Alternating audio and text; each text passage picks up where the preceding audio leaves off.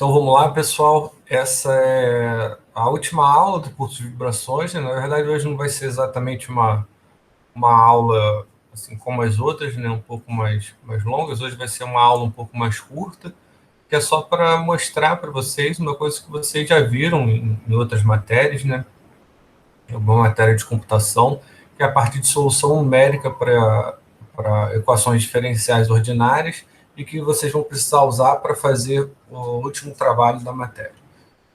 Então, o que a gente tem é o seguinte: a gente quer resolver uma EDO, né, de um sistema que pode ter vários graus de liberdade, e aí o que a gente precisa fazer para resolver esse método, né, a gente vai usar o Range-Kutta, é tentar escrever a equação dessa forma, como se fosse um vetor da derivada das x ponto, né, vai ser igual a um vetor também que só vai ser função do x e do tempo, né? E para isso você tem as condições iniciais. Então a ideia é tentar fazer uma discretização no tempo, que você possa estar olhando, sabendo as condições iniciais, você possa ir olhando a cada incremento de tempo e olhar a sua solução. Então esse vetor, né, x ponto, e o vetor x seria o vetor das variáveis de estado e o x ponto seria o vetor da derivada das variáveis de estado, como a gente tinha visto lá na primeira aula. Então, para resolver isso, vocês vão precisar usar o Range-Kutta de quarta ordem. Tem outros métodos também, mas vocês vão precisar usar para essa matéria, que funciona bem. É o Range-Kutta de quarta ordem. Então, o que vocês precisam fazer é implementar essas equações. Então, reparem que para calcular o valor do x no instante de tempo i, né, no instante de tempo seguinte, vocês só vão depender do anterior, né, que seria o i menos 1, onde vocês vão precisar avaliar esses K1, K2 e K3, elas vão ser essas funções, né, esse vetor de funções avaliado ali, se vocês olharem, sempre no instante anterior, né, ou com algum incremento. Então, reparem que para resolver isso, o ponto principal você só precisa saber o instante anterior para saber qual vai ser a sua posição, qual vai ser o valor das variáveis de estado na posição do instante seguinte. Então, aqui tem uma ideia de implementação, né?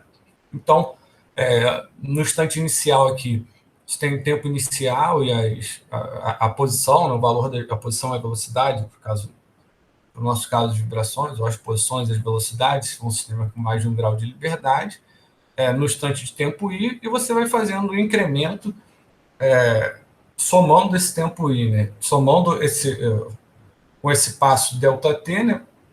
Vai fazendo um incremento para calcular a cada novo instante de tempo, que a gente vai chamar de TI, você consegue calcular todas as propriedades em função de tudo que você tinha no instante anterior. Então, aí tem só uma sugestão de como implementar, né, com while, mas pode ser com for também, enfim, aí fica livre, assim, com que cada um tem mais costume de trabalhar.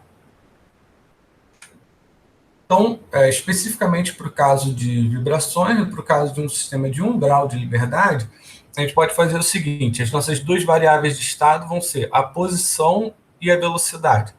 Então, fazendo aqui a manipulação na nossa equação de movimento, é só a gente substituir. A gente quer que apareça uma derivada e o resto que não seja nenhuma derivada. Uma derivada da variável de estado, né, de uma das variáveis de estado, e o resto tem que ser tudo as próprias variáveis de estado ou uma função que dependa do tempo aqui, né? Um forçamento qualquer. Então, nós podemos escrever aqui essa nossa equação de movimento, seria essa segunda linha, e a primeira linha já é direto a própria definição, né? x1 ponto igual a x2, que se nós olharmos aqui, x1 ponto é o ponto que é exatamente igual a x2. Então, implementando esse vetor, a gente consegue resolver lá, utilizando esse vetor, a gente consegue implementar o nosso Range-Kutta.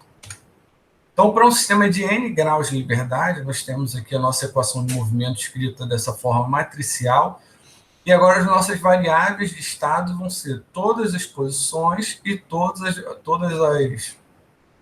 as velocidades.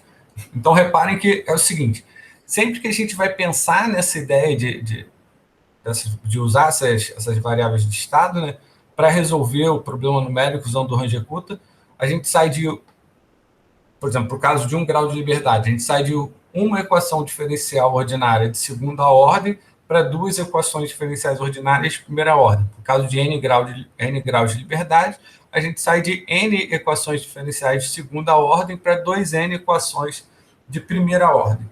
E aí, para manipular isso, a gente pode usar aqui, a gente pode usar essa nossa equação a mais, né? Então, isso aqui é uma equação que para a gente é útil só por causa só para manipulação algébrica mesmo. Então, definir essas matrizes A, esse vetor W ponto, esse vetor B, esse vetor W, esse vetor Q, né?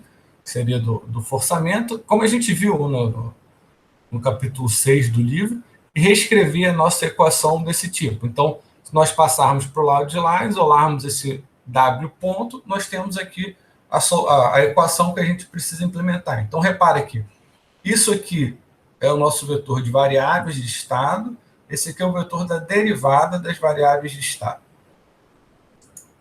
Então, era só isso que tinha para a gente ver hoje, e aí eu passo o trabalho para vocês implementarem isso para alguns casos de interesse da nossa matéria. Obrigado.